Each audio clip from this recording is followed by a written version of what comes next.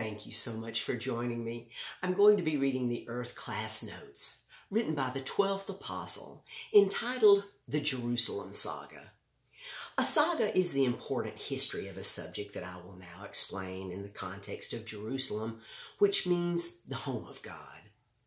It is very important to specifically understand all truth about God, who has no secrets from any responsible and limited human soul, who truly wants to know and love him. God is the only eternal being with no beginning or ending.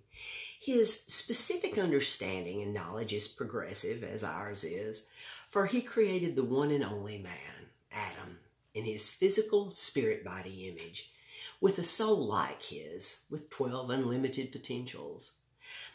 Ye are the light of the world, Matthew 5:14a, meaning we are responsible to be the light of the world. Where is the light about what God was like before his creative acts? It is in my soul and yours, beloved, for this has been shared with you. Remember how I taught that God was asleep and had always been asleep in his subconscious sleep state that had always produced light particles throughout the infinite space beyond his physical spirit body that is the same size and shape of a powerful young man.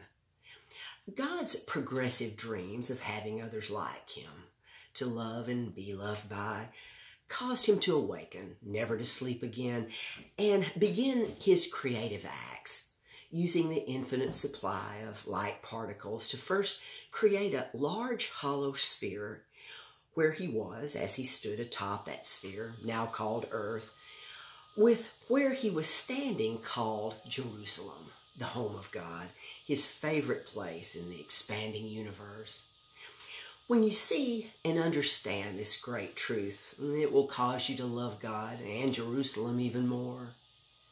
Furthermore, whether we realize this or not, every soul on earth witnesses for God every day when they awaken from their sleep. Humanity's feeble attempts on earth to explain the origin of the universe with self-contradicting speculative theories such as the Big Bang Theory is sad to say the least. God's creation of earth was long before he created the other planets, and he would create two servants from the same light particles, which he did that and much more as he set in motion the everlasting expanding universe of light spheres as continual beautiful places to populate forever. The two servants God created were the mature angels, Lucifer and Diana, who were told to populate the giant sphere the planets were orbiting with their many future progeny, which they did, as they and their progeny joyfully helped God in building his great 1,500-mile-high pyramid starship, later called Holy Jerusalem, the mobile city of God, while they also built smaller craft for them to travel to the other planets in, and a larger craft for Lucifer, later called Wormwood. Revelation 8:10 and 11. When God first stood upon the first large hollow sphere he created, planet Earth began to spin and rotate, producing gravity according to God's desire. And there was no hurry, as always in spirit duration, and God was not subjective to a time clock as we are today. His progressive thoughts are beautiful to analyze through love, honor, and easily proven truth. For when you truly love someone, you want to know all that you can about them.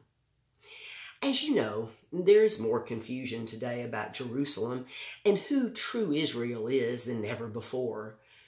The very brief Third World War will very soon begin over this, that will be stopped by the return of God, Jesus, and the great heavenly host in God's great pyramid starship with power and great glory.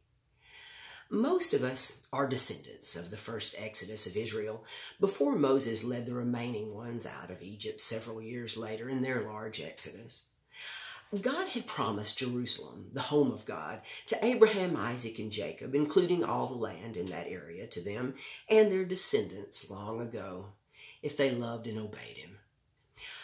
Most of these souls feared God and did not understand him, as most don't today, and still build temples of wood and stone to worship their false concepts of God. We are the temple of God's truth, and our spirit brain that is located in our mortal brain is true Jerusalem, the desired home of God's beloved truth.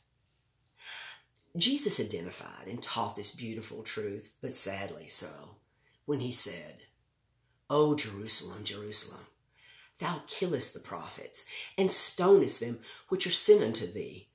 How often would I have gathered thy children together, even as a hen gathereth her chickens under her wings, and ye would not?